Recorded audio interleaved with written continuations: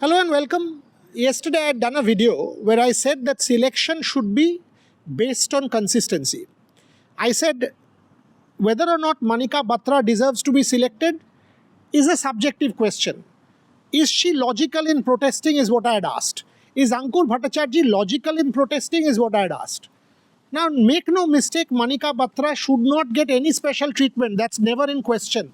Never will an athlete or should an athlete be given any kind of special treatment, whoever that person is. And I've always said the only thing that should matter is performance. So here is the question. Whatever Manika Batra has said, is she logical? Is there a case? Is there a real template based on which her arguments make sense? Is there a merit? Is there merit in her arguments? That's all. That's all. Manika Batra is currently playing in Slovenia, and I must put this on record. I had a chat with her. But she was very clear, sir, I'm focusing on my tournaments at the moment, and there's no debate that I asked her these questions.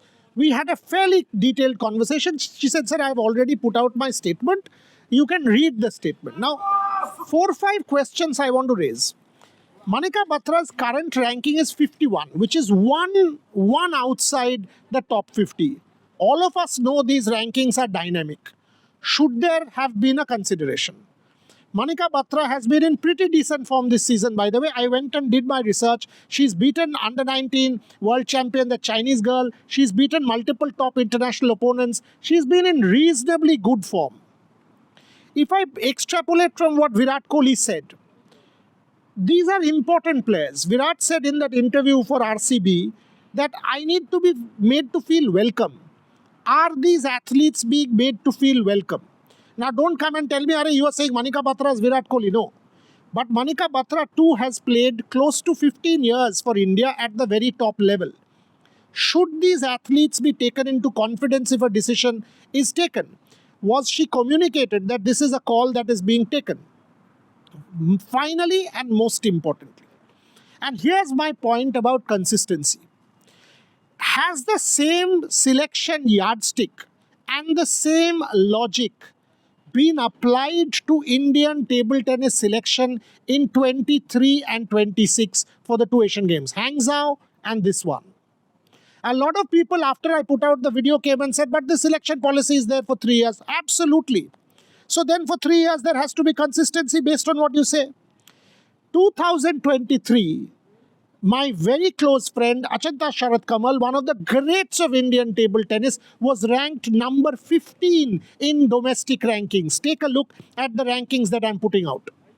Take a look at the rankings. Achanta Sharath Kamal, number 15 in India. I will also put out his international ranking 23 June. His international ranking was number 54. So on your screen, as you are listening to me, Achanta Sharath Kamal, domestic ranking number 15, international ranking number 54. What did the selection committee do? In fact, in an inspired move, based on Achanta Sharath Kamal's efforts at the international level, went and picked Achanta Sharath Kamal. Absolutely the correct call. These are the kind of inspirational calls that make a difference. Otherwise, put some statisticians there. Now, some robots will also pick a team. Why do you need ex-players and selectors? If it's only numbers, just put random people. Clerical staff will do the job. Achanta Sharath Kamal's number, as I said, ranking was domestic 15, international 54 in 2023. Did he play the Asian Games? Yes or no? He did. So if there was this policy that was adopted for Achanta Sharath Kamal in 2023, why is it different for Manika Batra in 26? The question I am raising is a question of consistency. Why is it different for Batra? Why is it different for Manika? Why is it different for Ankur? What is the problem here? Have these athletes, has Manika Batra been taken into confidence? Was she explained what the issue is? Otherwise, what will the athlete think? Okay, international rankings for Sharath, international ranking for Bal. Also, if you're an international athlete, there will be international tournaments that clash with domestic tournaments, and you will prioritize international tournaments over domestic tournaments. It's a no-brainer. It's an absolute no-brainer. So my point is that I'm not holding a brief for Manika Batra. In cricketing terms, I'm not her PR. I care two hoots. My point is, have you selected the best Indian team?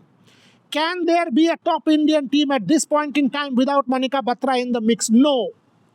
I have spoken to multiple TT players who have won in medals for India at the international level, even in the last few years. And everybody has said to me, on condition of anonymity, because otherwise there'll be a backlash against them, that Manika Batra deserves to be in that Asian Games team. So that's my point. Is there integrity? Is there honesty? Is there transparency in selection? The jury is out. You guys decide.